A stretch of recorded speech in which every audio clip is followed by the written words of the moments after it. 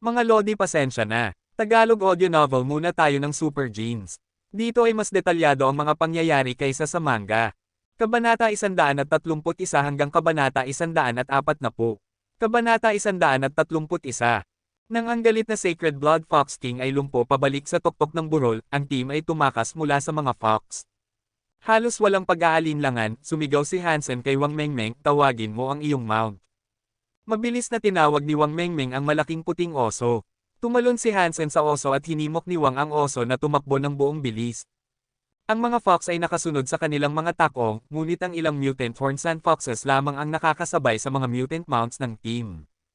Naisip ni Hansen na susuko na ang mga fox sa paghabol dahil nasugatan ang kanilang hari at hindi na sila makasabay. Gayunpaman, di nagtagal ay nakarinig sila ng kakaibang ungol at nakakagulat ang nakita nila. Nakatayo ang Fox King sa tuktok ng ulo ng isang gintong rockworm at, nakatingin kay Hansen, nagngangalit. #K. Abnormal ang Fox King na ito. Paano niya nakontrol ang rockworm? Sacred blood creature rin ba ang rockworm? Sigaw ni Su Xiaoqiao. Nakita ng team ang gintong rockworm na papalapit sa kanila ng napakabilis at natakot sila. Pupunta ka sa silangan, ako naman sa kanluran. Pagkatapos ay hiniling ni Hansen kay Wang Mengmeng na kontrolin ang kanyang oso na pumunta sa kanluran. Halos bulag na nagtitiwala na si Wang Mengmeng kay Hansen at hindi na niya iniisip pa bago gawin ang sinabi niya. Mag-ingat ka, naiintindihan na ni Gambler ang plano ni Hansen at pinangunahan ang iba patungo sa silangan. Inutusan ng Fox King ang rockworm at ang mga mutant foxes na habulin agad sina Han at Wang. Ang isang fox ay hindi nakakalimot. Hindi ito susuko hanggat hindi nito napunit si Hansen. Binalik na ni Hansen ang Fairy Queen upang isave ang kanyang lakas. Itinali rin niya ang lubid at pinaupo si Wang sa harap niya para mas makontrol niya ang oso. Fox King? Lumapit ka kung gusto mo akong kainin, sabi ni Hansen at biglang nagpaputok ng palaso, pinatay ang isang mutant fox sa isang iglap. Nagngangalit ang Fox King, umuungal sa tuktok ng ulo ng gintong rockworm. Mas bumilis ang paggalaw ng worm. Sinusubukan ding makasabay ng mga mutant foxes sa oso. Sumulyap si Hansen sa Fox King at pinatay ang isa pang mutant fox. Pinapanood ang pagkawala ng pasensya ng Fox King, tumawa si Hansen, Fox King, lumapit ka kung gusto mo, at panoorin mo akong patayin ang iyong mga kaibigan. Hindi tumigil ang mga kamay ni Hansen, ang kanyang Black Stinger Arrow ay patuloy na pumapatay ng isang mutant fox pagkatapos ng isa. Mutant Horn Sand Fox killed. Beast Soul of Mutant Horn Sand Fox gained. It hits me to gain 0 to 10 mutant geno points randomly. Biglang nagsalita ang isang ibang boses sa isip ni Hansen. Nakakuha siya ng mutant horn sand fox beast soul. Sa sobrang tuwa, nagpaputok si Hansen ng buong lakas. Malapit nang sumabog ang Fox King. Ang puting oso ay isang sacred blood mount, kaya hindi agad makasabay sa kanila ang gintong rockworm. Sa wakas, sa isang ungol ng Fox King, tumigil sa paghabol ang lahat ng mutant foxes. Tanging ang Fox King ang nagpatuloy na may rockworm bilang mount nito.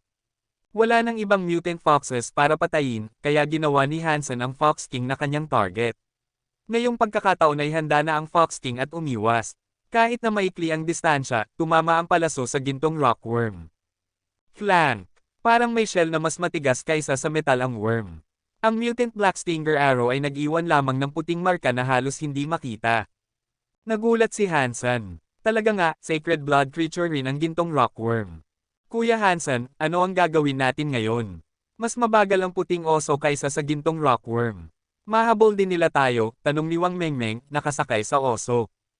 Hindi siya nagmukhang natatakot o nag-aalala dahil sa ilang kadahilanan, naniniwala siyang kaya palaging alagaan ni Hansen ang mga bagay-bagay. Sa ganitong mapanganib na pagtakas, wala man lang siyang naramdaman na krisis. Kahit na may ilang nilalang sa harap nila paminsan-minsan, nagkakalat sila sa pagtingin sa gintong rockworm. Kaya wala silang nakaharap na anumang hadlang sa daan. Ang mga rockworms ay mabilis lang sa desyerto. Kung makalabas tayo dito, dapat ay maiiwasan natin ito, nag-isip si Hansen at sinabi. Punong-puno ng buhangin at bato dito. Wala akong nakikitang ibang kulay. Tumingin si Wang Mengmeng sa paligid at nagsabi ng may pagkadismaya, mga burol lang at mga mabatong burol. Biglang nagliwanag ang mga mata ni Hansen. Turo sa isang direksyon, sinabi niya, pumunta ka doon.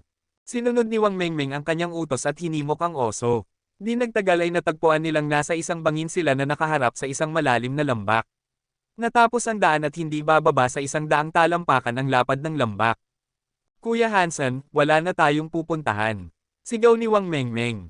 Pumunta ka, sabi ni Hansen na walang ekspresyon.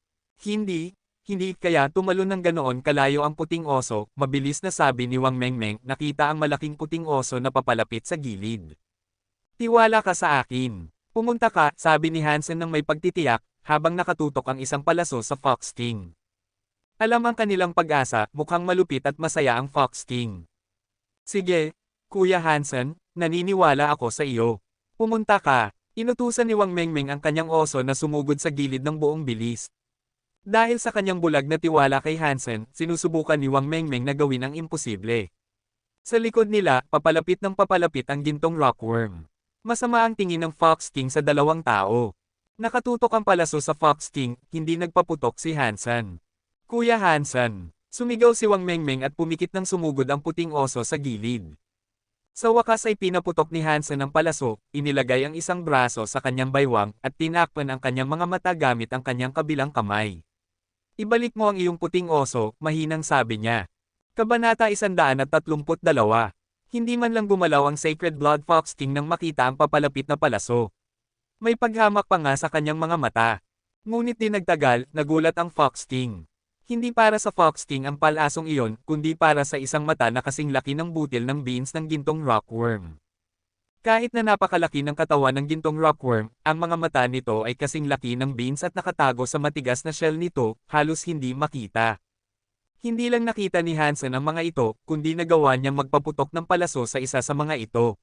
Sa isang sigaw, sumugod ang gintong rockworm patungo kay Hansen na nasa ere. Napakataas ng katalinuhan ng Sacred Blood Fox King, ngunit ang gintong rockworm ay umaasa lamang sa instinct. Kapag napukaw ito, magiging baliw ito.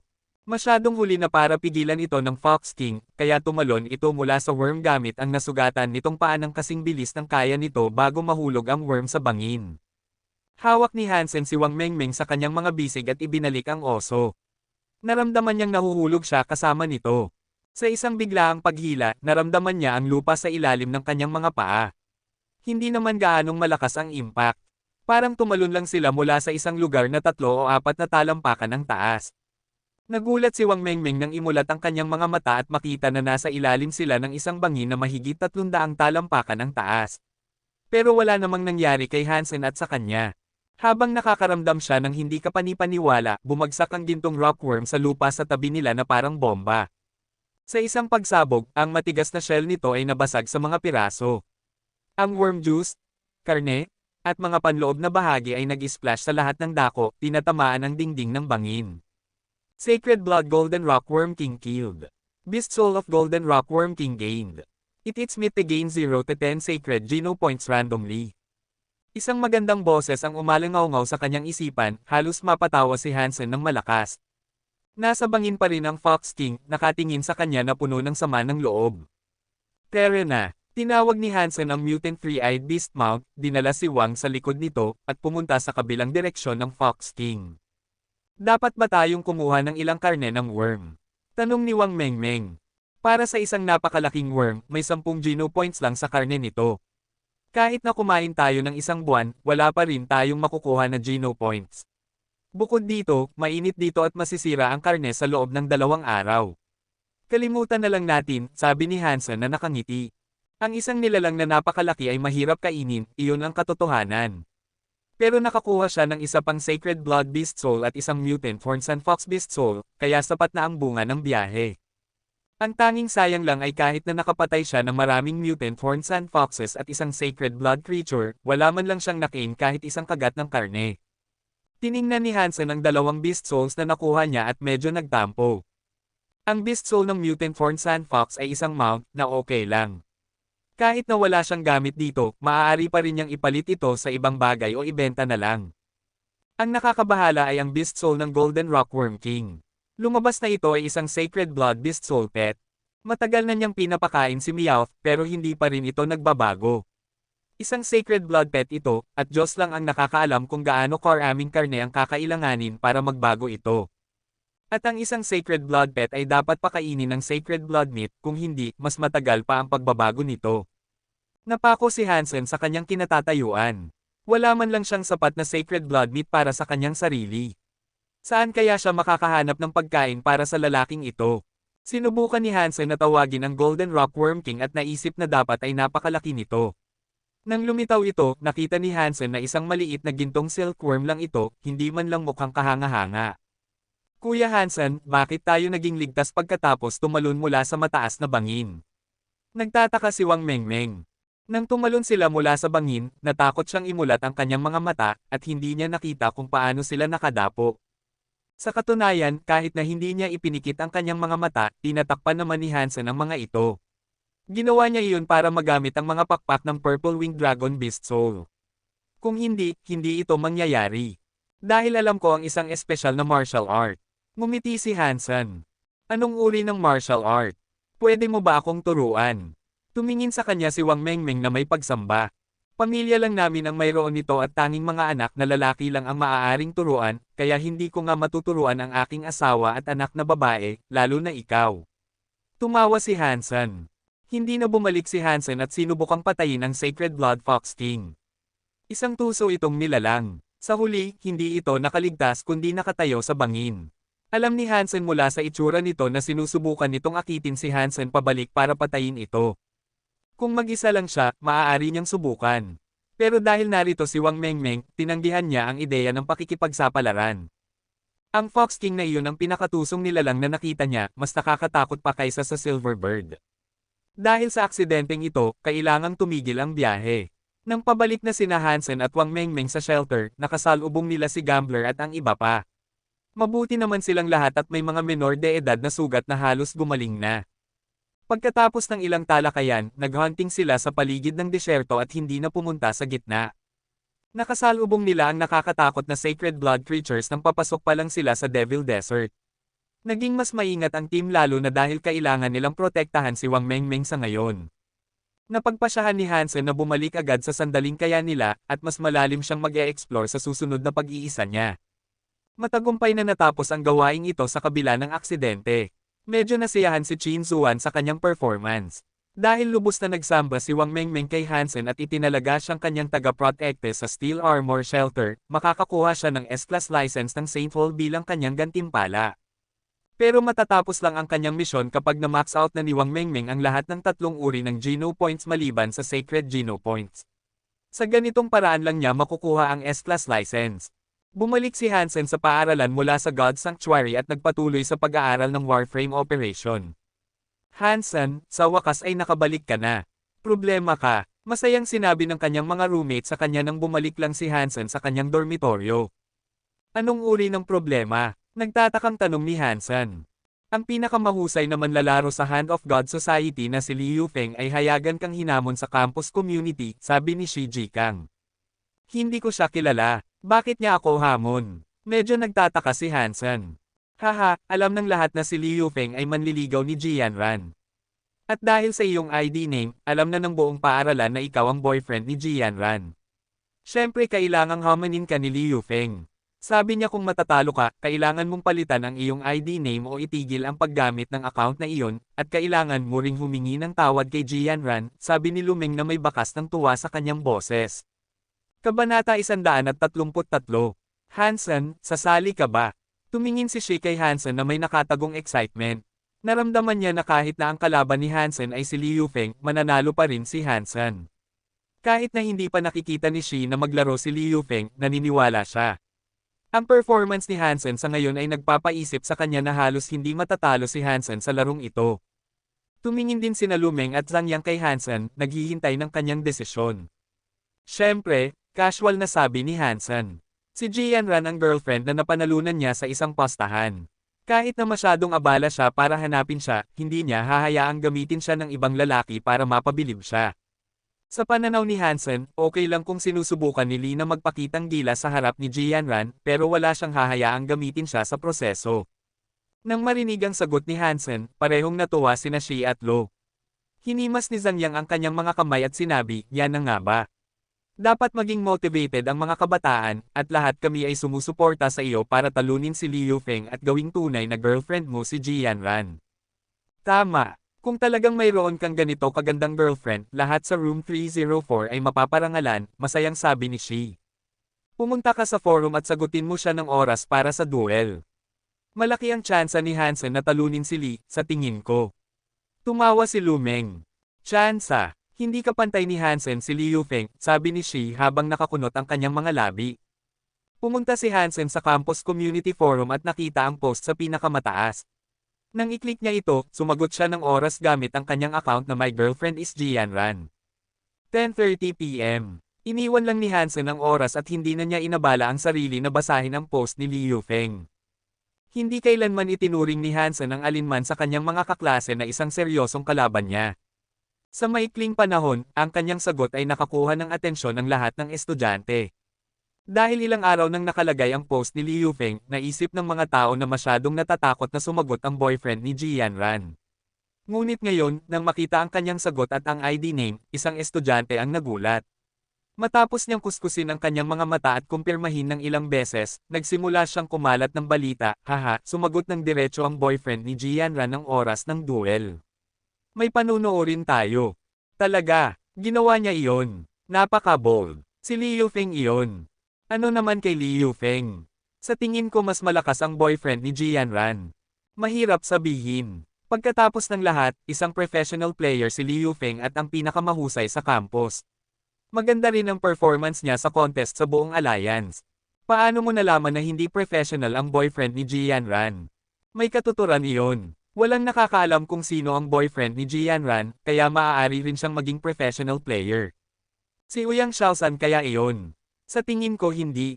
Ayon sa pagkatao ni Ouyang Xiaosan, hindi siya sisigot. Kung hindi si Ouyang Xiaosan, sino kaya iyon? Talagang hindi ako makakaisip ng sino man sa paaralan na ganito kalakas. Maaaring isang freshman. Paano naman iyon? Mga baguhan ang mga freshman. Kung may ganito kagaling na tao, dapat ay alam na natin noong entrance exam. Di nagtagal, nalaman ng buong paaralan ang duel sa pagitan ni Liu Feng at ng boyfriend ni Jianran. Yanran, lumitaw na ang iyong boyfriend. Tumakbo si Kulili sa training hall, hinihingal. Napahinto si Jianran at nagngangalit, sabi ko ng 1,000,000 beses na hindi siya ang boyfriend ko, kaya huwag mo siyang tawaging ganyan. Hinawakan ni Kulili ang kamay ni Jianran, ngumisi, at sinabi, alam ko. Hindi ko na uulitin, pero ang iyong My Girlfriend is Jianran ay nagsabi online na magkakaroon siya ng duel laban kay Liu Feng ngayong gabi sa 10:30. Yanran, naiinggit ako sa iyo na may dalawang magagaling na lalaki na nag-aaway para sa iyo, na ginagawa kang isang prinsesa, paghanga ni Kulili. Pwede mo silang parehong makuha kung gusto mo, sabi ni Jianran na may pagkamalungkot. Hindi niya talaga gusto si Liu Feng, pero 2 taon nang nanliligaw sa kanya si Li. Medyo naiinis siya sa panliligaw nito. Tungkol naman kay My Girlfriend is Jianran, gumagamit siya ng ganitong mapanlinlang na paraan kaya mas lalong hindi interesado si Jianran sa kanya. Pero medyo mausisa pa rin si Jianran at gusto niyang malaman kung sino ang taong iyon. Bukod sa pagpaparusa sa kanya, gusto rin niyang malaman kung sino ang may ganitong kagalingan tulad ni Liu Feng at Ouyang Xiaosan. Kung hindi siya masyadong masama, maaari niyang isaalang-alang ang pag-recruit sa kanyang society para mas mapahusay pa ang kanilang ranking ngayong taon. Gusto ko, pero hindi nila iyon ginagawa para sa akin, reklamo ni Kulili. Kung may 2 lalaki na nag-aaway para sa akin, bibigyan ko sila ng pagkakataon. Ikaw talagang tanga. Sabi mo 10:30 ngayong gabi, tama ba? Tanong ni Jianran. Oo, sinabi ng iyong boyfriend na iyon, sabi ni Kulili. Napako si Jianran sa kanyang kinatatayuan, pero hindi na niya itama si Kulili. Sa katunayan, tinawag siyang ganyan ng buong paaralan at wala siyang magawa. Ngayong pagkakataon, malalaman ko kung sino ka. Tumigil sa pagsasanay si Jianran at bumalik para mag-ayos para makita ang kanilang duel. Sa sandaling panoorin niya ang paglalaro ng taong iyon, dapat ay malalaman niya kung sino siya mula sa kanyang estilo. Maliban kung hindi siya isa sa mga manlalaro sa campus, magkakaroon siya ng ideya. Matapos makita ni Liu Feng ang sagot, nagliwanag ang kanyang mga mata at nagpatuloy sa kanyang Hand of God training. Boss, sumagot na ang boyfriend ni Jianran, nagmamadaling pumasok ang isang payat na lalaki at sumigaw. Biglang kumunat ang noo ni Liu Feng sa kanya, kaya mabilis na nagtama si payat na lalaki, hindi, sumagot ang masamang lalaking iyon ng 10:30 ngayong gabi. Nakita ko na, casual na sabi ni Liu Feng. Boss, dapat mong sipin ang kanyang puwet ngayong pagkakataon, at patunayan ang halaga ng ating society, sabi ng payat na lalaki. Hindi ako magiging madali sa kanya, malamig na sabi ni Liu Feng. Kabanata 134.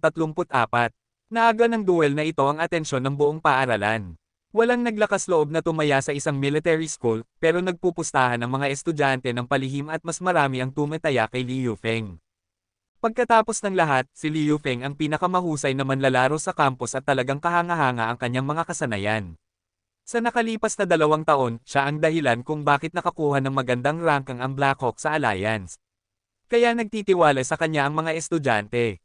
Alas 10:30 ng gabi, ang Battle.net ay nagkaroon ng historical number of students online. Marami sa mga hindi naglalaro ng larong ito ay nag-register ng mga bagong account para panoorin ang duel na ito. Nanonood din si Jianran. Nang makita niyang nakaset up na ang game room ni Liu Feng, pumasok siya sa silid. Sa katunayan, 80% ng mga online ay nasa game room na ito para maghintay na magsimula sila. Ang iba ay nakita na may oras pa at nagsimula ng maglaro. Nang papalapit na ang oras, mahigit sa 70% ng lahat ng mga estudyante online ang nasa game room na ito, at mas marami pang tao ang pumapasok. Sa isang office building ng Blackhawk, 2 lalaking nasa katanghalian ng edad ang nasa game room na ito. Sinindihan ng isa sa kanila ang isang sigarilyo at sinabi ng casual, "Liu, masyadong sensitibo ka. Alam mo kung anong uri ng mga estudyante ang meron tayo. Maliban kung si Uyang Xiaosan ang boyfriend ni Jianran, hindi magiging mataas ang kanyang level. Marahil ay may makikita tayong bagong talento." Ngumiti lang si Liu Jiangguo. Anong uri ng bagong talento ang makikita natin? Hindi gaanong kahanga-hanga ang mga freshman ngayong taon. Huminga ng usok si Zhao Lianhua at sinabi, kung ang taong iyon ay si Uyang Xiaosan, marahil ay matatalo niya si Liu Feng. Kung hindi, tiyak na matatalo siya ni Liu Feng ng 5 puntos o higit pa. Tingnan muna natin. Kahit na matalo siya kay Liu Feng ng 5 puntos, ibig sabihin pa rin na malakas siyang manlalaro. Hindi gaanong umunlad ang Hand of God Society natin sa nakalipas na 2 taon, kaya marahil oras na para magdagdag ng mga bagong talento, sabi ni Liu Jiangguo. Si Liu Jiangguo ang coach ng Hand of God Society, at si Zhao Lianhua ang manager. Matapos nilang marinig ang mga pangyayari, nag-login din sila sa Battle.net at gusto nilang makita mismo kung anong level ang boyfriend ni Jianran.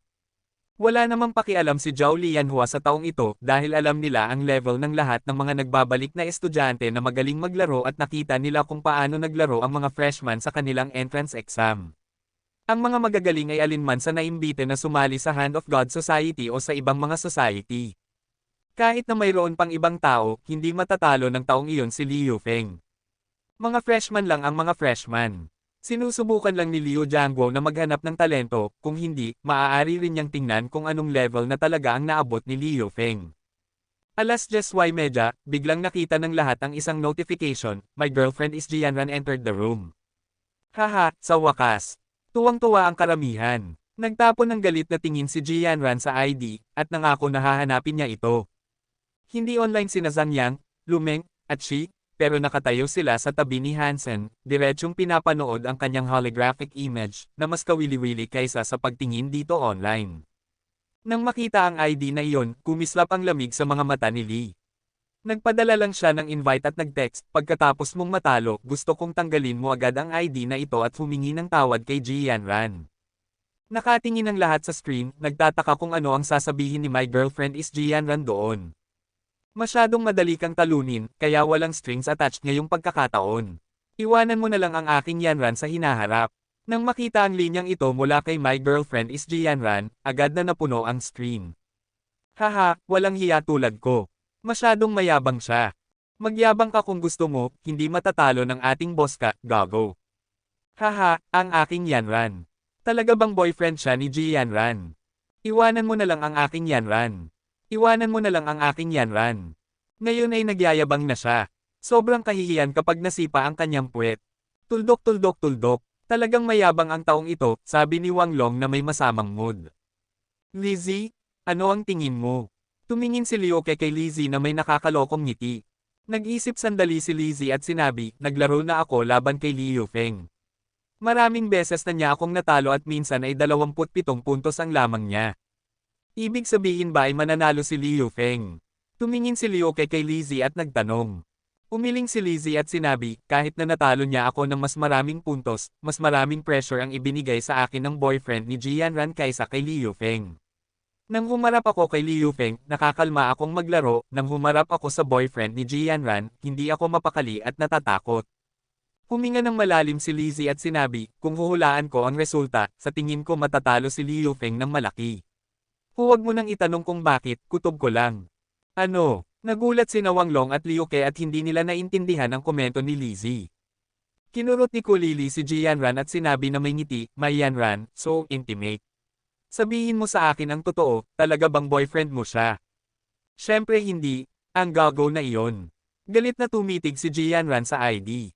Kung hindi pa magsisimula ang laro, gusto niyang parusahan ang lalaking iyon ng personal. Nagsimula na. Nang makita ang pagtatapos ng countdown, nagliwanag ang mga light spots sa magkabilang panig. Ang mga daliri ni Liu Feng ay sumasayaw na parang ahas at halos matamaan ng isang spot sa sandaling magliwanag ito.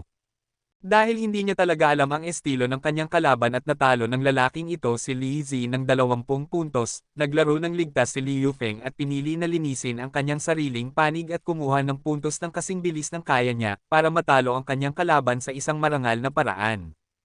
Magaling maglaro si Liu Feng at nasiyahan siya sa kanyang performance. Sa isang sulyap nakita niyang tinamaan din ng kanyang kalaban ang isang spot sa bilis na hindi mas mababa sa kanya na nagpapahinto sa kanya. Sa sandaling pagtigil, pumunta ang kanyang kalaban para sa isa pang spot. Mabilis na kinakalma ni Liu Feng ang kanyang sarili at tinamaan ang kanyang pangalawang spot ng kasing bilis ng kaya niya. Alam ang bilis ng kanyang kalaban, hindi na naglakas loob na ma-distract muli si Liu Feng at naglaro gamit ang kanyang pinakamahusay na bilis at kasanayan. Ang mga kamay ng dalawang manlalaro ay parang dalawang paru-paro na sumasayaw, na tumitama sa lahat ng light spot sa paligid nila sa isang kahanga-hangang bilis. Kabanata 135. Ang game room ay tahimik na tahimik. Sa isang silid na pinapanood ng mahigit 10,000 tao, walang nag-type ng kahit ano. Lahat ay nakatitig sa kanilang screen. Hindi dahil kahanga-hanga ang duel, kundi dahil wala namang kwenta. Lubos na na-overwhelm ang bilis ng isang tao ng kalaban. Kahit yung may malalang malabo ang mata na walang salamin ay makakapagsabi na walang thrill ang laro. Blankong ekspresyon ng mukha ng lahat na ang mga mata at bibig ay nakanganga. Fugiso din ang mga labi ni Jianran. Habang pinapanood ang holographic image ng laro, sobrang nagulat siya kaya nanlaki ang kanyang mga mata. Sa opisina, tulala na rin si Liu Jiangguo. Halos hindi siya makapaniwala sa nakikita niya. At hindi man lang napansin ni Zhao Lianhua na ang nag-aapoy niyang sigarilyo ay nahulog sa pantalon niya. Hindi man lang niya naramdaman iyon, at patuloy na nakatitig sa dalawang kamay sa holographic image. Lahat ay tulala, sina Lizzie, Liu Ke, at Wang Long. Isang napakalaking pagkakaiba sa lakas ang ipinakita ng dalawang kamay na ito. Ang kamay ni Liu Feng ay may bilis at flexibility na kahanga-hanga na. Pero sa harap ng kabilang kamay, biglang nagmukhang clumsy ang kamay ni Liu Feng. At ang pakiramdam na ito ay hindi kapanipaniwala dahil si Liu Feng ito, ang pinakamahusay na player sa campus, na may palayaw na dreamy right hand. Paano naging clumsy ang kamay niya? Mahirap paniwalaan ng mga manunood ang nakikita nila. Pero kung ikukumpara sa kabilang kamay, ang kamay ni Liu Feng ay talagang mukhang clumsy. Hindi naman talaga, pero dahil sa malakas na contrast, ganoon ang dating. Hindi dahil clumsy ang kamay ni Liu Feng, kundi dahil masyadong mabilis at flexible ang kabilang kamay. Doon lang napagtanto ng mga tao ito at tumingin sa kabilang kamay. Manipis pero matipuno, isang kaakit-akit na kamay. Wala nang ibang nakita ang mga tao sa image. Gusto nilang makita ang may-ari ng kamay na yon. Pero sa hand of God, kamay at palso lang ang nakikita nila. Walang paraan para malaman kung sino. Kumpletong katahimikan. Kahit na malinaw ang resulta. Marami ang tumangging maniwala na matatalo si Liu Feng ng ganito. Si Liu Feng yun. Nag-concentrate si Liu Feng sa kanyang kamay at binilisan ito hanggat kaya niya, patuloy na tumatama sa mga spot. Mananalo pa rin ako ng 5 puntos, mayabang na naisip ni Liu Feng. Alam niyang nanunood si Jianran, at masaya siyang ipakita ang kanyang lakas sa kanya. Kahit na walang response si Jianran sa panliligaw niya, at sinasadyang lumalayo pa nga, hindi pa rin siya sumuko at naniniwala na dahil sa kakayahan at kondisyon niya, may pagkakataon siyang mapasa kanya ito. At ito ay isang magandang pagkakataon. Alam niyang galit si Jianran sa ID na iyon. Kung matatalo niya ang taong iyon para mapapalitan nito ang ID at humingi ng tawad, magpapasalamat na rin ito sa kanya. At sapat na iyon, may oras at pasensya si Liu Feng. Naniniwala siyang balang araw ay mapapaibig niya si Jianran. Pero ngayon, kailangan muna niyang talunin ang walang hiyang lalaking yun para makalapit sa kanyang diyosa. Pinapalo ni Liu Feng ang mga spot ng buong lakas niya, iniisip na kung mas bumilis siya at lumaki ang lamang sa 6 o 7 puntos, mas maganda ang epekto. Pero nang abutin muli ni Liu Feng ang isang spot, biglang nawala lahat ng spot. Server failure ba? Bakit nawala lahat ng spot? Nag-alinlangan si Liu Feng. Dahil sa karanasan niya, alam niyang hindi pa tapos ang 100 spots at walang ibang explanation kundi technical failure. Pero nang tumingin siya, bigla siyang natigilan. Sa harap niya, ang holographic image ay nagsabi ng game over at ang score niya ay 80. Pinalingon niya ang tingin at tumingin sa score ng kalaban. 100 puntos. Hindi makagalaw si Liu Feng. Hindi siya makapaniwala na natalo siya ng 20 puntos. Hindi siya makapaniwala. At walang makapaniwala sa mga nakakakilala kay Liu Feng at sa galing niya sa larong ito. Blankong nakatingin ang lahat sa score, at walang nagsasalita. Ang sinabi ni Han Senador kanina ay nakakatawa na ngayon. Masyadong madali kang talunin, kaya walang strings attached ngayong pagkakataon. Iwanan mo na lang ang aking Yanran sa hinaharap. Noong una, akala nilang puro kay abangan iyon. Pero ngayon, puro katotohanan pala. Isa pang 20, seryosong sabi ni Lizzie na may ngiting mapait. Napaalala iyon kina Liu Ke at Wang Long, at mas lalong nagulat sila. Ang bibig nila ay nakanganga na parang kaya nang magkasya ang isang malaking itlog ng pato. Pamilyar ang bilang na iyon, at mas nakakagulat ang ibig sabihin nito. Yanran, ang tapang naman ng boyfriend mo. Bumalik na si Kulili sa ulirat at sinabi kay Jianran na nakatitig pa rin sa score. Sino ba ang taong to? Nakalimutan na ni Jianran ang galit at hiya niya, at gusto lang niyang malaman kung sino iyon. 20 puntos. Sino mang makakatalo kay Liu Feng ng 20 ay top 10 sa Alliance. Kung kaya niyang makuha sa Hand of God Society, may isip ni Jianran kung gaano mapapahusay ang ranking nila. Gusto na lang niyang malaman kung sino ang taong iyon pero hindi niya alam. Parang kinakamot ng pusa ang puso niya. Gusto niyang hanapin ito pero napahinto siya dahil wala siyang ideya kung saan magsisimula. Ouch! Nasunog ang pantalon ni Zhao Lianhua dahil sa sigarilyo, at bumalik siya sa ulirat. Habang tinatapakan niya ito, isang malaking butas ang naiwan sa pantalon niya. Kailangan ko ang taong to sa Hand of God Society, nakatingin sa score si Liu Jiangguo at sumigaw na excited. Alam niya ang ibig sabihin ng score na iyon. Isang score na magpapaangat sa Blackhawk sa Hand of God contest. Hanapin mo ang taong yan at pasalihin mo sa atin, utos ni Liu Jiangguo kay Zhao Lianhua. Kabanata 136. Okay, narito ang Tagalog translation ng teksto, napapalitan ang Han Senador at Senador ng Hansen. Ang game room ay tahimik na tahimik. Sa isang silid na pinapanood ng mahigit 10,000 tao, walang nag-type ng kahit ano. Lahat ay nakatitig sa kanilang screen. Hindi dahil kahanga-hanga ang duel, kundi dahil wala namang kwenta. Lubos na na-overwhelm ang bilis ng isang tao ng kalaban. Kahit yung may malalang malabo ang mata na walang salamin ay makakapagsabi na walang thrill ang laro. Blankong ekspresyon ng mukha ng lahat na ang mga mata at bibig ay nakanganga. Hugis-o din ang mga labi ni Jianran. Habang pinapanood ang holographic image ng laro, sobrang nagulat siya kaya nanlaki ang kanyang mga mata. Sa opisina, tulala na rin si Liu Jiangguo. Halos hindi siya makapaniwala sa nakikita niya. At hindi man lang napansin ni Zhao Lianhua na ang nag-aapoy niyang sigarilyo ay nahulog sa pantalon niya. Hindi man lang niya naramdaman iyon, at patuloy na nakatitig sa dalawang kamay sa holographic image. Lahat ay tulala, sina Lizzie, Liu Ke, at Wang Long. Isang napakalaking pagkakaiba sa lakas ang ipinakita ng dalawang kamay na ito. Ang kamay ni Liu Feng ay may bilis at flexibility na kahanga-hanga na. Pero sa harap ng kabilang kamay, biglang nagmukhang clumsy ang kamay ni Liu Feng.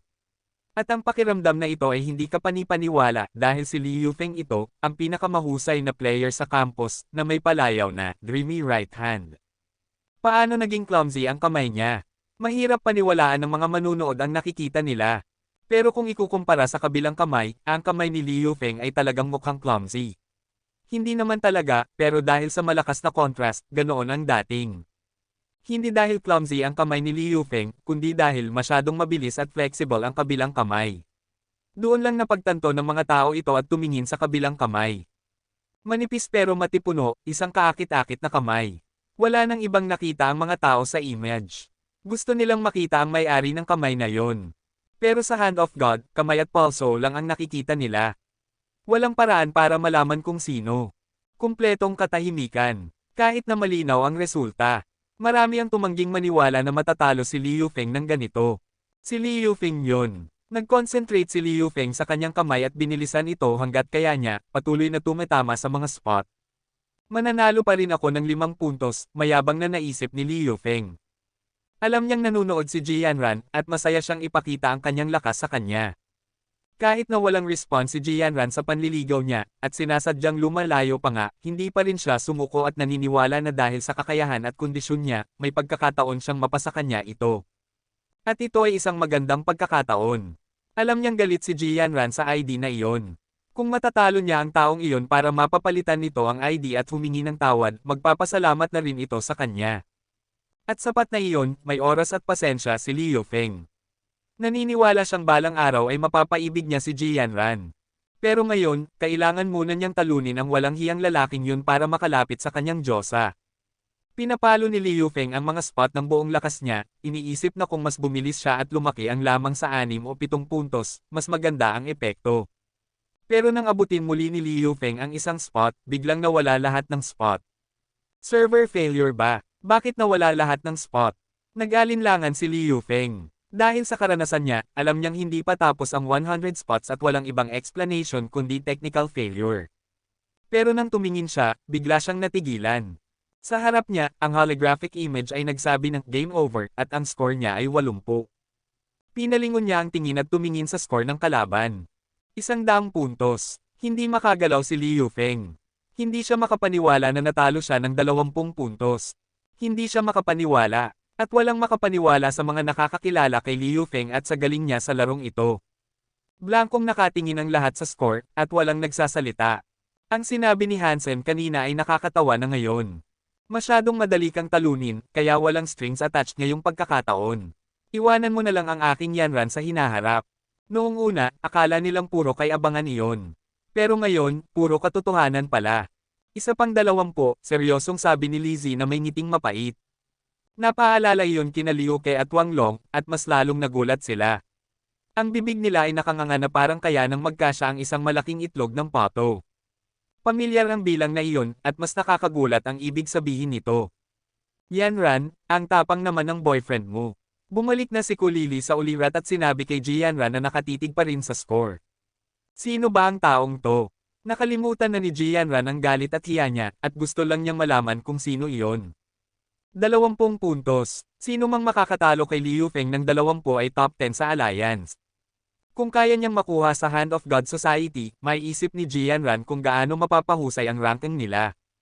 Gusto na lang niyang malaman kung sino ang taong iyon pero hindi niya alam. Parang kinakamot ng pusa ang puso niya. Gusto niyang hanapin ito pero napahinto siya dahil wala siyang ideya kung saan magsisimula. Ouch! Nasunog ang pantalon ni Zhao Lianhua dahil sa sigarilyo, at bumalik siya sa ulirat. Habang tinatapakan niya ito, isang malaking butas ang naiwan sa pantalon niya. Kailangan ko ang taong to sa Hand of God Society, nakatingin sa score si Liu Jiangguo at sumigaw na excited. Alam niya ang ibig sabihin ng score na iyon. Isang score na magpapaangat sa Blackhawk sa Hand of God contest. Hanapin mo ang taong yan at pasalihin mo sa atin, utos ni Liu Jiangguo kay Zhao Lianhua. Hansen, 4 na ulam at isang sabaw sa cafeteria. Kulang niya ng isang ulam at isusumbong kita, nakangising sabi ni Lumeng. Lahat ng 4 na ulam ay dapat karne. Kung may makita akong gulay, isusumbong kita muna, dagdag ni Shi. Hansen, karapat-dapat kang maging destined opponent ko. Kumikislap ang mga mata ni Zhang Yang. Kumain na lang tayo. Gutom na rin ako, nakangiting sabi ni Hansen. Naglakad ang 4 patungo sa isang cafeteria. Ang Blackhawk ay kasing laki ng isang maliit na lungsod at lahat ng cafeteria ay 24/7. Walang dapat ipag-alala kung saan kakain. Pero matapos lumabas ang 4, patuloy nilang naririnig ang mga tao sa kalye na nag-uusap tungkol sa duel. Hansen, aminin mo na lang na ikaw yun. Dahil sa galing mo sa laro, baka ma-in love si Jianran sa'yo, at makikinabang tayo lahat dahil mapapakilala niya sa atin ang mga kaibigan niya, pabulong na sabi ni Shi. Girlfriend ko siya, sabi ni Hansen. Nag-gesture si Shi na parang nandidiri sa kanya. Hindi naman si Jianran yung tipong babae na may in love sa magaling na player. Kung hindi sana kailangang manligaw si Liu Feng sa kanya ng 2 taon. Alam yun ng lahat. Pumunta ang apat sa pinakamalapit na cafeteria, nag-order ng ilang ulam at nagkwentuhan habang umiinom. Habang kumakain, biglang binaba ni Shi ang boses niya at sinabi sa iba, habang sumusulyap sa isang direksyon, may magandang babae roon, yung inosente. Ang ganda, at yung dalawa kasama niya ay magaganda rin. Shi, hindi namin pinagkakatiwalaan ang taste mo. Tumawa si Lumeng. Tumawa rin sina Hansen at Zhang Yang. Nasaksihan na nila ang judgment ni Shi. Isang matapang na babae na 6 na talampakan ang taas ay magandang babae sa paningin niya. Pero hindi rin siya masisisi, dahil matangkad din naman talaga siya. Talaga, oh, tumingin sa akin yung babae, at ngumiti sa akin. Papalapit na siya, namula si Shi. Nagulat ang mga roommates niya. Parang may papalapit nga sa kanila. Lumingon sila at nakita ang isang inosente, sweet na babae na may magandang katawan na papalapit sa kanila. Mukhang freshman din siya tulad nila. Kuya Hansen, sa ilalim ng excited na tingin ni Shi, lumapit siya kay Hansen at tumawag sa isang sweet na boses, na gusto ng patayin ni Shi si Hansen. Mengmeng, bakit ka nandito? Nakilala ni Hansen si Wang Mengmeng. Kumakain ako kasama ang mga kaklase ko at hindi ko inaasahan na makikita kita rito. Ipapakilala ko sila. Ito ang mga kaklase at roommates ko, sina Li Shenzhen at Wang Chun. Ipinakilala ni Wang Mengmeng ang dalawang babaeng sumusunod sa kanya kay Hansen. Hello! Nakipagkamay si Hansen sa dalawang babae, at ipinakilala ang tatlong roommates niya. Since magkakaibigan na rin tayo, sama-sama na lang tayong umupo. Hinayla ni Shi ang mga upuan at inanyayahan ang mga babae. Meron kaming itatanong, namumulang sabi ni Wang Mengmeng. Ano iyon? Gagawin namin ang lahat para sa'yo, pangako ni Shi. Tumingin si Wang Chun kay Shi at mukhang masaya, malaking tulong iyon. Naghahanap kami ng mga sasali sa society namin. Nag-register na ba kayo sa ibang society? Kung hindi, pwede ba kayong sumali sa amin? Hindi pa kami nagre-register, kaya tama ang punta nyo sa amin. Dahil sa amin, uunlad ang society nyo. Tama, anong society ba ang sinasabi mo? Mabilis na sabi ni Shi, nagpapakita ng mga mukha sa kanyang mga roommates para hilingin sa kanila na sumabay sa kanya. Base sa itsura ng tatlong babae, madaling sabihin na maraming magagandang babae sa society nila. Sa Heavy Warframe Society kami, sabi ni Wang Chun.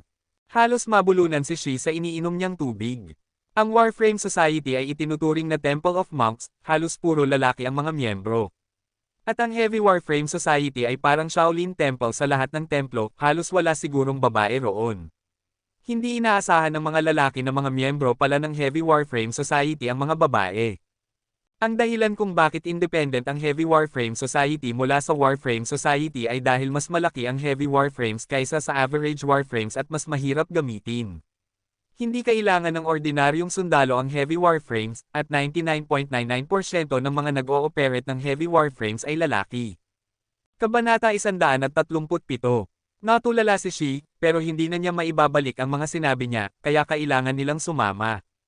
Kinabukasan, nag-text si Wang Mengmeng para anyayahan ang apat na lalaki na punan ng application form sa Heavy Warframe Society. Buti na lang, may tatlong magagandang babae, sina Wang Mengmeng, Wang Chun, at Li Shenzhen. Kaya naisip nila na hindi naman siguro masyadong nakakainis ang Heavy Warframe Society. Pero nang makarating sila sa Heavy Warframe Society, nalaman nilang mas masama pa pala ito kaysa sa inaasahan nila. Bukod kina Wang Mengmeng, Wang Chun, at Li Shenzhen, dalawa lang ang nagbabalik na estudyante sa Heavy Warframe Society, isang mataba at isang payat. Halos wala ng lalaki, at lalong wala ng babae. Ang matabang lalaki ang presidente ng Heavy Warframe Society at ang payat na lalaki ang tanging nagbabalik na miyembro. Hindi na maalala ni Hansen at ng mga roommates niya ang pangalan ng dalawa dahil Fatty at Skinny lang ang tawag sa kanila ng mga babae. Nakangiti ng malapad si Fatty nang makita niyang dinala ni Wang Mengmeng ang apat na bagong miyembro para magparehistro, pero nagmukhang nalungkot siya nang malaman niyang galing sila sa Department of Archery. Dahil may espesyal na enrollment program para sa mga estudyante ng archery, mas mababa ang requirement ng fitness index para sa kanila. Karaniwan, kailangan mong maabot ang 11 sa fitness index para makapasok, pero ang mga estudyante ng archery ay kailangan lang maabot ang 10 basta pumasa sila sa archery test. Malaking pagkakaiba ang isang puntos, kaya ang mga estudyante ng archery ay maaaring ang pinakamahina sa kasaysayan ng Black Hawk. Ang pag-operate ng Heavy Warframes ay nangangailangan ng malakas na pangangatawan, kaya nalungkot ng husto sina Fatty at Skinny nang malaman nilang galing sa Department of Archery ang apat. Hindi pinansin niyon ni na Hansen at ng mga roommates niya, pinunan nila ang mga form at nagparehistro sa society. Okay rin naman ito, mas konti ang kakompetensya natin ngayon. Hindi naman tayo matatalo ni na Fatty at Skinny. Masaya si Shi, habang tinitingnan ang tatlong babae. Kuya Hansen, dadalhin ka muna namin sa training field namin. Masaya si Wang Mengmeng na ipakita kay Hansen ang paligid. Mengmeng, hindi tama yan. Bakit mo kami tinatawag sa pangalan, pero si Hansen ay kuya? Lahat tayo ay freshman at siya ang pangatlong pinakamatanda sa amin, mas bata lang siya ng ilang araw kay Lumeng, nakasimangot na sabi ni Shi. Seryosong nag-isip si Wang Mengmeng, tumango, at sinabi, sa tingin ko si Kuya Hansen lang ang mukhang kapatid ko. Bakit kami hindi? Hindi kumbinsido si Shi, itinuwid ang balikat at nag-post na parang bodybuilding model. Hindi naman nakadepende sa edad o laki ng katawan. Hindi pinansin ni Wang Mengmeng ang mga muscles ni Shi. Natulala si Shi, pero kailangan niyang tanggapin na si Hansen lang ang tatawagan niyang kuya. Sinundan din siya ni Li Shenzhen at Wang Chun. Nang makarating sila sa training field, nagulat ang apat na lalaki. Naisip nila na dahil sa kakaunti ang miyembro ng Heavy Warframe Society, maliit at sira-sira ang training field nila, at wala silang inaasahang Heavy Warframes. Sa halip, inaasahan nilang mag-train sa holographic simulator. Pero ang training field nila ay isang malaking warehouse, na may malaking espasyo at tatlong tunay na heavy warframes, na ang bawat isa ay mahigit 10 metro ang taas at mukhang nakakatakot. Ano sa tingin nyo? Pinag-usapan ni Mengmeng ang mga ito, mayabang na sabi ni Wang Chun. Biglang naunawaan ni Hansen kung bakit may ganitong training field ang isang society na may kakaunti lang na miyembro. Dahil kay Wang Mengmeng. Pero nag-excite si Hansen dahil nag-aaral siya ng Warframe operation pero kulang ang performance ng Warframe para sa practice at kailangan nilang magpalit-palitan sa paggamit nito. Kahit na heavy Warframes ang mga ito, mga Warframes pa rin naman sila. Hindi na siya kailangang maghintay para mag-practice sa isang Warframe sa hinaharap. Pero iba ang heavy Warframe sa mga ordinaryong Warframes dahil mas malakas ang horsepower at mas malaki ang mga ito. Karaniwan itong ginagamit para sa mga espesyal na layunin at mas mahirap gamitin. Maaari rin itong maging mabigat. Pero hindi ito problema para kay Hansen, ang mahirap na operasyon ay nagustuhan niya. Kung kaya niyang mag-operate ng heavy warframe ng maayos, madali lang ang pag-operate ng ordinaryong warframe. Ang tatlong heavy warframe sa training field ay Rhinoceros T, Porter RS, at Builder. Ang Rhinoceros T1 ay isang quadruped heavy warframe na ginagamit para sa transportasyon. Malakas ang load-bearing capacity nito, at ang apat na paa nito ay nagpapahintulot sa madaling pag-access sa iba't ibang uri ng lupain. Malakas din ito sa pagdig at pag-drill. Kahit na may libing sa isang minahan, kaya nitong makalabas mag-isa. Ang Porter RS ay isang quadruped heavy warframe din, na may dagdag na braso at malakas na horsepower. Pangunahing ginagamit ito para ayusin ang warehouse at magdala ng mga kargamento. May iba't ibang loading at unloading tools ito, pati na rin ang welding at cutting tools. Ang Builder ay isang bipedal heavy warframe na ginagamit para sa construction, at malapit ito sa isang ordinaryong warframe. Pero ang Builder ay may 4 na braso, at mas malaki at mas mabigat kaysa sa mga katulad nito. Bukod pa rito, ang warehouse ay mayroon ding 10 holographic virtual training machines. Maaaring magkaroon ng isa ang bawat miyembro at may natitira pa. Biglang naramdaman ni Hansen na napakatalino ng kanyang desisyon na sumali sa Heavy Warframe Society. Paraiso ito para sa kanya. Malinaw na hindi masyadong interesado ang mga roommates niya sa pag-practice sa mga Heavy Warframes. Mas gusto nilang gamitin ang holographic virtual training machine para mag-operate ng mga advanced fighting warframes. Paminsan-minsan lang may gumagamit ng Rhinoceros T1, habang ang Porter RS at Builder ay hindi kailanman ginagamit. Masyadong mahirap gamitin ang mga ito at hindi ito gagamitin para sa pakikipaglaban. Sa pangkalahatan, ang mga nagmamaneho ng heavy warframes ay mga sundalong may mababang rango, habang ang mga opisyal ay halos hindi gumagamit ng mga ito. Iyon ang dahilan kung bakit hindi masyadong interesado ang mga roommates niya. Gustong-gusto ni Hansen ang Porter RS at Builder, at mag-practice siya sa mga ito kapag may oras siya. Mas malaki ang kasiyahan na nakukuha niya sa pag-operate ng heavy warframes kaysa sa paggamit ng virtual training machine o warframe para sa practice. Masayang sumali ang Room 304 sa Heavy Warframe Society, habang ang iba pang estudyante sa paaralan ay baliw na naghahanap sa boyfriend ni Jian Ran, lalo na si Zhao Lianhua, na pinipilit ni Liu Jiangbo na hanapin siya. Pero walang nakakaalam kung sino ang boyfriend ni Jian Ran, at lalong hindi nila alam kung nasaan siya. Kabanata 138. Bukod kay Zhao Lianhua, gustong-gusto ring mahanap ni Jianran si Hansen. Sigurado na siya ngayon na hindi si Ouyang Xiaoshan ang boyfriend dahil noong laban kay Li Yufeng, nakikilahok si Ouyang sa training ng Martial Arts Society at imposibleng naroon siya sa laban. Bukod pa rito, hindi naniniwala si Jianran na kaya ni Ouyang natalunin si Li Yufeng ng 20 puntos. Sino kaya iyon? May ganito pala tayong hidden master sa Hand of God sa school natin. Naisip ni Jianran ang nakakainis na ID na iyon at nangako, hahatid kita sa huli. Kung talagang gusto mo siyang mahanap, may paraan ako, nakangiting sabi ni Kulili. Anong paraan? Hindi naniniwala si Jianran kay Kulili. Sa totoo lang, ang approach ay napakasimple. Dahil ginamit niya ang ID na iyon, tiyak na isa siya sa mga humahanga sa'yo. Ang kailangan mo lang gawin ay mag-host ng Hand of God contest sa school at sabihin na ang premyo ng champion ay isang halik mula sa'yo. Sa tingin ko tiyak na sasali siya, sabi ni Ko, habang kumukurap. Inikat ni Jianran ang mga mata niya. Ang sama naman ng idea mo. Paano kung hindi siya sumali? Biglang ngumiti si Kulili kay Jianran at sinabi, so, handa kang halikan siya kung siya ang champion. Hoy! Ang gagaw na iyon, paano naman ako? Sabay na nagalit at nahiya si Jianran. Hinuli niya si Kulili at nagbanta, bata ka, hintayin mo na lang na mapaamo kita.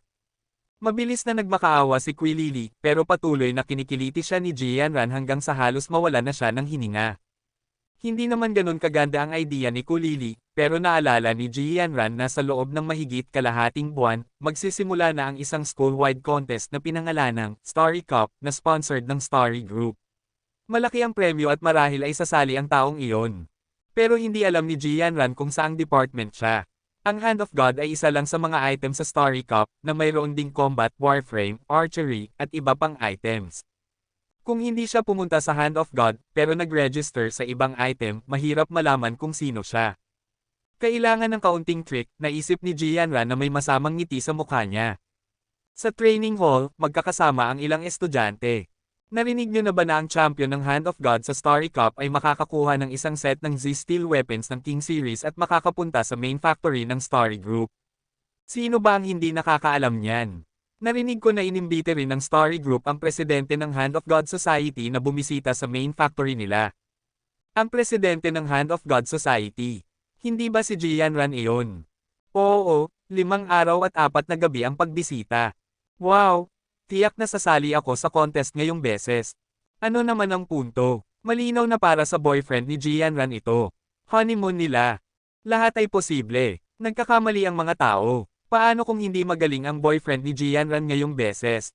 Natalo niya si Li Yifeng ng 20 puntos. Kahit na magkamali siya ng 20 beses, magaling pa rin siya gaya ni Li. Anong tsansa mo? Tama. Di nagtagal, kumalat ang balita sa buong paaralan. Nang marinig ang balita ni Kulili at tanungin si Jianran, ngumiti ito at mayabang na sinabi, iyon ang sinasabi ng ibang tao. Wala akong nabanggit. Halata namang ninanakaw mo ang idea ko. Bayaran mo ako ng copyright. Inabot ni Kulili si Ji para kilitiin. Naisip ni Jianran na maaari nitong pilitin si Hansen na magparehistro para sa Hand of God contest, pero hindi niya alam na hindi pa naririnig ni Hansen ang tungkol dito dahil nag-practice siya sa pagmamaneho ng heavy warframe builder. Mas masaya ito kaysa sa pagmamaneho ng training warframes. Dahil sa versatility ng builder, naabot ni Hansen ang limitasyon ng kanyang bilis. Sa opisina ng principal, tiningnan ni Luo Xiangyang si Principal Wei at nagreklamo, kalokohan ito. Paano mo ibibigay ang 7th warehouse sa Heavy Warframe Society bilang training ground nila? At ang 3 heavy warframes ay talagang lampas sa kakayahan ng mga estudyanteng iyon. Paano kung may aksidente? Luo, kailangan mong tingnan ang mga partikular na pangyayari. Mga magagaling na estudyante ang mga iyon at iyon ang dahilan kung bakit binigyan ko sila ng relaxed training environment, dahan-dahang sabi ni Wei. Mas parang mga mayayamang estudyante. May pagka-disdain na sabi ni Luo Xiangyang. Alam mo naman na may sariling mga problema ang school. Luo, kailangan mong alisin ang ugali mong iyan, seryosong sabi ni Wei. Malungkot pa rin ang mukha ni Luo Xiangyang. Sabi niya, wala akong pakialam kung anong mga pribilehiyo ang meron sila. Pwede ko silang bigyan ng warehouse, pero hindi dapat masayang ang 3 heavy warframes na iyon. Kailangan kong makuha ulit ang mga iyon. Umalis si Luo, hindi pinansin ang pagtawag sa kanya ni Principal Wei. Umiling si Wei at nagbuntong hininga. Talagang masama ang ugali. Naisip niya ito at hinayaan na lang. Hindi naman gagamitin ng batang babaeng iyon ang mga heavy warframes, kaya wala namang problema kung kukunin ni Luo ang mga ito. Naglakad si Luo Xiaoyang patungo sa 7th warehouse at medyo naiinis. Matagal na niyang gusto ang warehouse na ito at hindi kailanman pumayag ang school. Tapos ibinigay nila ito sa Heavy Warframe Society. Alam niya ang lahat tungkol sa Heavy Warframe Society, ilang tao lang na nag-aaksaya ng oras. Sino ba ang magbibigay pansin sa Heavy Warframes? Hindi nga makakahawak ng mga ito ang mga ordinaryong sundalo. Ang mga espesyal na sundalo lang ang gustong gumamit ng mga ito. Coach na siya ngayon ng Warframe Society, na napakagaling at maraming miyembro, at marami sa kanila ay napakagaling. Pero kulang ang training field at equipment nila. Gusto niyang gamitin ang 7th warehouse bilang training field, pero hindi kailanman pumayag ang school at ibinigay ito sa Heavy Warframe Society. Paano siya mananatiling kalmado knowing that? Pero alam din ni Luo Xiaoyang na nahihirapan si Principal Wei. Kaya okay lang sa kanya na ibigay ang warehouse sa kanila, pero hindi dapat masayang ang tatlong heavy warframes na iyon. Plano niyang kunin ulit ang mga ito para sa kanyang society at pumili ng ilang estudyante para mag-practice sa mga ito. Kung maaari, gusto niyang sanayin ang mga estudyanteng iyon para maging professional heavy warframe operators. Nang makarating si Luo Xiaoyang sa 7th warehouse, nakita niyang may nagmamaneho ng builder na gumagawa ng maraming kakaibang galaw sa training ground. Kabanata 139. Ang dahilan kung bakit kakaiba ang mga galaw ay dahil may hawak na makapal at mahabang tubo ng halwang metal ang builder sa bawat isa sa apat nitong kamay, na ginagamit ang mga tubo bilang espada na parang tao. Dahil masyadong mabigat ang builder at may apat na braso, ang mga galaw nito ay mukhang kakaiba. Tiningnan iyon ni Luo Xiaoyang at bahagyang nagulat. Sino mang nakakapagmaneho ng builder ng ganito ay dapat na nakarating na sa antas ng isang evolver. Aling guro o coach sa school ang nagmamaneho ng builder? Hindi makapaniwala si Luo Xiaoyang na may estudyante, dahil halos hindi magawa ng isang taong hindi pa evolver ang bilis na ito. Matapos manood ng ilang sandali, nagsimula ng makaramdam ng pagnanasa si Luo Xiaoyang. Dati siyang sundalong nagmamaneho ng heavy warframe at nag-operate ng heavy warframes bilang mga combat warframes para sa kasiyahan. Matapos pumasok siya sa school, wala siyang heavy warframes na magagamit at kakaunti lang ang nakakaalam kung paano mag-operate ng heavy warframes, kaya wala rin siyang nakalaban. Nang makita niyang may nagmamaneho ng heavy warframe para tularan ng isang combat warframe, nagising ang pagnanasa niya. Nakita niyang nakaparada ang Porter RS sa kabilang panig, kaya diretso siyang pumasok sa cockpit nito, at inactivate ito gamit ang kanyang authorization bilang coach. Nag-practice si Hansen sa pagmamaneho ng builder dahil ito ang pinakamalapit sa isang ordinaryong combat warframe. Bigla, nakita ni Hansen ang isang anino na papalapit sa kanya mula sa holographic image. Dahil sa kanyang malalakas na reflexes, agad niyang inoperate ang builder para itaas ang isa sa mga tubo na hawak nito para harangan ang anino. Clank! Isang malakas na tunog ng pagbangga ng metal ang narinig at nakita ni Hansen na ang Porter RS ang umaatake sa kanya gamit ang 30 talampakan nitong multifunction wrench. At sa kabilang braso ng Porter RS, nakabukas ang cutter at winasiwa sa kanya. Wala nang oras si Hansen para mag-isip kung sino ang nagmamaneho ng Porter's RS, pero kailangan niyang harangan ito gamit ang isa pang tubo sa kamay ng builder. Agad na naputol ang tubo ng halwang metal ng cutter at ang nakakatakot na talim na umiikot sa mataas na bilis ay papalapit na sa builder. Nagulat si Hansen, itinulak niya ang bilis ng kanyang mga kamay sa limitasyon, na kinokontrol ang builder para umatras at umiwas sa pagwasiwas ng Porter RS. Magaling! Masayang sigaw ni Luo Xiaoyang na kinokontrol ang Porter RS para maglunsad ng mga mabaliw na pag-atake laban sa builder. Ang malaking wrench, cutter, drill bits, hooks, at iba pang tools ay naging nakakatakot na mga armas sa ilalim ng kanyang kontrol. Inakala ni Luo Xiaoyang na veterano ang kanyang kalaban dahil naniniwala siyang walang makakapagmaneho ng builder ng ganito kung hindi. Hindi kailanman makakamit ng isang taong hindi pa evolver ang antas na ito. Medyo nagulat si Hansen at hindi niya alam kung sino ang nagmamaneho ng Porter RS. Mas magaling at mas mabilis mag-operate ang taong ito kaysa kay Hansen. Kahit na ginagawa na ni Hansen ang lahat ng makakaya niya, hindi pa rin siya nakakagawa ng progreso at malapit na siyang matalo. Ayaw tanggapin ni Hansen ang pagkabigo na ito, at ginamit niya ang natutunan niya mula sa Hand of God, itinaas ang bilis ng kanyang kamay sa antas na Evolved 4. Bigla siyang naging incarnation ng Thousand Hand Buddha na nakukumpleto ang iba't ibang komplikadong operasyon sa nakasisilaw na bilis. Nararamdaman ni Luo Xiaoyang na medyo mahina ang kanyang kalaban noong una, at naisip na marahil ay isang mababang antas na heavy warframe soldier lang ang lalaking ito. Bukod pa rito, mukhang matagal nang hindi nag-operate ng heavy warframe ang lalaking ito at halatang medyo kalaw-angin na siya. Pero di nagtagal, nalaman ni Luo Xiaoyang na naging mas magaling ang lalaki na parang nabuhay ang builder. Flexible at mabilis, parang combat warframe na ito at isang heavy warframe. Tuwang-tuwa si Luo Xiaoyang. Napakabihira na makaharap siya ng ganitong kalaban. Ginagawa niya ang lahat ng makakaya niya, at nasa parehong antas na siya ng kanyang kalaban. Tapos nalaman ni Luo Xiaoyang na mabilis ding nag-i-improve ang lalaking ito. Habang nakikipaglaban kay Luo, mas tumpak ng tumpak ang operasyon ng lalaking ito, na muling kumbansi kay Luo na isang retiradong heavy warframe soldier din ang lalaking ito tulad niya. Galing. Matagal nang hindi nakaramdam ng ganitong saya si Luo Xiaoyang. Kung kailangan niyang ilarawan, sasabihin niyang ang mga ordinaryong combat warframes ay parang mga babae, at ang heavy warframes ay parang mga lalaki. Ang nakakatakot na pakiramdam, ang pagbangga ng wrench at mga tubo ng halwang metal, at ang pressure na nararamdaman ng kanyang katawan, lahat ay nagpainit ng dugo ni Luo, na nagpapaalala sa kanya ng mga araw na nasa hukbo pa siya. Patuloy na nagbabanggahan ang dalawang malalaking heavy warframes at patuloy na umuugong ang mga tunog sa warehouse. Hindi alam ni Hansen kung sino ang kanyang kalaban, pero nakakaramdam siya ng malaking pressure. Kahit na ginagawa na niya ang lahat ng makakaya niya, talagang na-overwhelm pa rin siya. Mas magaling ang kanyang kalaban kaysa sa kanya sa teknik at marami siyang natutunan. Si Fatty o Skinny kaya ito. Talagang mas may karanasan sila kaysa sa akin, hula ni Hansen.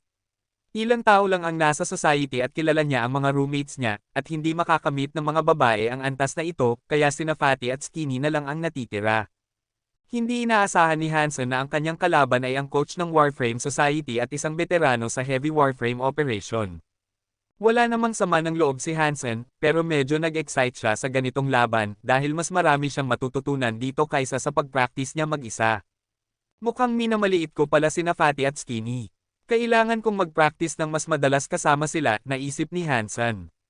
Dahil isang oras na silang nakikipaglaban, hindi na kaya ni Hansen ang physical stress na dala ng laban at lumabas siya sa warframe. Basang-basa siya sa kanyang sariling pawis. Madaling ma-stress ang isang tao sa pagmamaneho ng heavy warframe gaya ng builder at kahanga-hanga na nagawa ni Hansen na mag-operate nito ng ganito katagal. Medyo hindi nasiyahan si Luo Xiaoyang pero hindi na siya nagpumilit nang makita niyang tumigil na ang kanyang kalaban. Lumabas siya sa cockpit at gusto niyang makilala ang taong ito. Dahil pareho silang veterano, maaari silang mag-usap at mag-fight ulit mamaya. Pero nagulat siya nang makita ang lalaking lumalabas sa builder. Lagi niyang iniisip na veterano ang lalaking ito, pero ang taong lumalabas sa builder ay isang mapuputing binata na hindi pa umaabot sa 17 taong gulang. Hindi pa siya umaabot sa edad para magserbisyo, kaya hindi siya maaaring maging veterano. Kabanata 140. Estudyante ka? Tanong ni Luo Xiaoyang. Hello, ako si Hansen. Kaka-join ko lang sa Heavy Warframe Society. Nasa society din ba tayo? Hindi pa kita nakikita. Ang galing mo. Pwede mo ba akong turuan kapag may oras ka? Sabi ni Hansen na may ngiti. Kaka-join mo lang sa Heavy Warframe Society. Freshman ka. Hindi makapaniwala si Luo Xiaoyang na nakipaglaban siya sa isang freshman. Oo. Sumali ako sa society namin mga 7 o 8 araw na ang nakakaraan, sagot ni Hansen. Nakapagmaneho ka na ba ng heavy warframe dati? Hindi. Dati, ginagamit ko ang training warframe sa school para mag-practice at nagkaroon lang ako ng pagkakataon na gumamit ng heavy warframe matapos akong sumali sa society. Mas mahirap ito kaysa sa paggamit ng training warframe at hindi pa ako gaanong nag-i-improve. Ikaw naman, napakagaling mo. Kailangan ko pang mag-shapeshift gamit ang Beast Soul para makasabay sayo, paliwanag ni Hansen. Kahit na sa paningin ni Hansen, mukhang medyo mas matanda ang schoolmate na ito, kailangan niyang aminin na magaling ito. Nalungkot si Luo Xiaoyang, kakahawak mo lang ng heavy warframe mga ilang araw na ang nakakaraan at kaya mo na akong kalabanan. Kung yun ang tawag mo sa hindi gaanong pag-improve, dapat na lang sigurong magpakamatay ang lahat sa society ko. Anong department mo? Paano ka sumali sa Heavy Warframe Society? Naniniwala si Luo Xiaoyang na kung kaya niyang makuha ang lalaking ito at mapasali sa Warframe Society, maaaring makapasok ang Warframe Society sa top 10, hindi top 5 sa Alliance. Nasa Department of Archery ako at isang kaibigan ang nagpakilala sa akin para sumali sa society namin, sabi ni Hansen. Archery Department. Pinagsisihan ni Luo Xiaoyang na hindi niya tinignan ang department na puno ng mga espesyal na estudyante. Kung tinignan niya, hindi niya hahayaang mawala ang isang talento sa Heavy Warframe Society.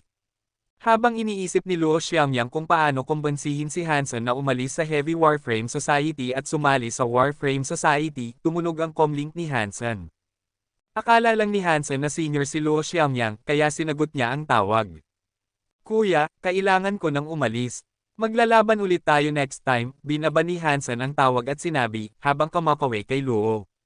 Dahil wala pang oras para simulan ang pangungumbinsi bago umalis si Hansen, naisip ni Luo sa sarili, kahit na, alam ko na kung sino siya, maaari pa rin akong bumalik mamaya.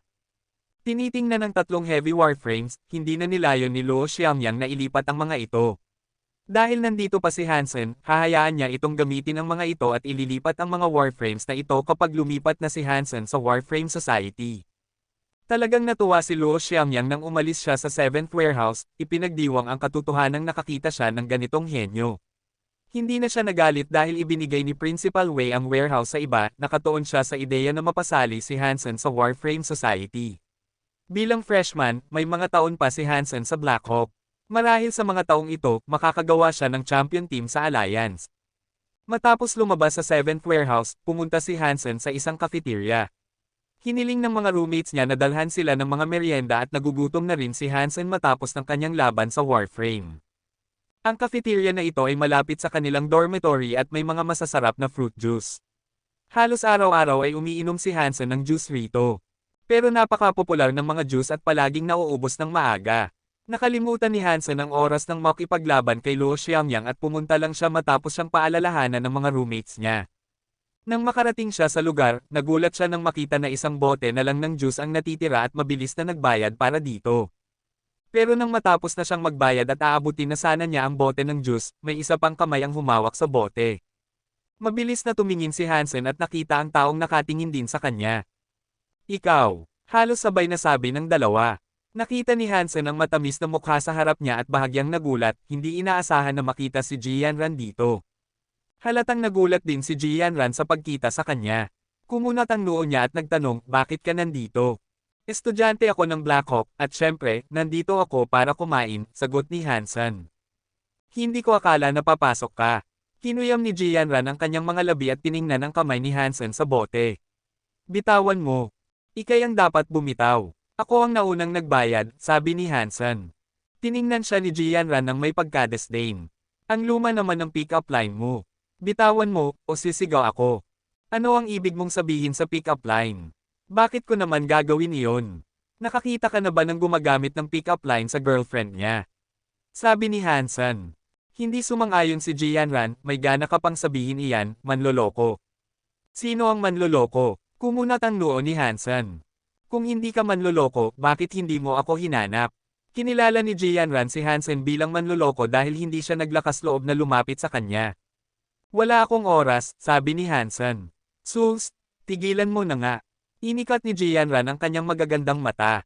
Bahala ka, pero ako talaga ang naunang magbayad sa juice. Hindi na nagpaliwanag si Hansen. Ako ang naunang humawak, at ako rin ang nagbayad. Pumunta ka ng maaga next time. Nakangiting sabi ni Jianran. Tinitingnan si Jianran, biglang yumuko si Hansen, inilabas ang dila niya at kunwari ay dinilaan ang kamay nito sa bote. Sumigaw at napa-atres si Jianran. Pumunta ka ng maaga next time. Kinuha ni Hansen ang bote, kumaway sa kanya at umalis na nakangiti. Ang kapal ng mukha. Kinagat ni Jianran ang kanyang mga labi at nakita si Hansen na umalis para bumili ng ibang mga bagay na may pagkamalungkot. Nang makita niyang umalis si Hansen para bumili ng ibang mga bagay, nagkaroon siya ng idea, kaya umikot siya at nilapitan si Hansen mula sa kabilang panig. Nang ibaba nito ang juice para abutin ang ibang bagay, kinuha niya ang bote at umalis na. Hoy, paano mo nagawa iyon? May dala si Hansen ng mga merienda ng mga roommates niya gamit ang dalawang kamay kaya kailangan niyang tingnan si Jianran na umalis na. An eye for an eye. Inilabas ni Jianran ang maliit niyang pink na dila at nag-make face bago masayang umalis.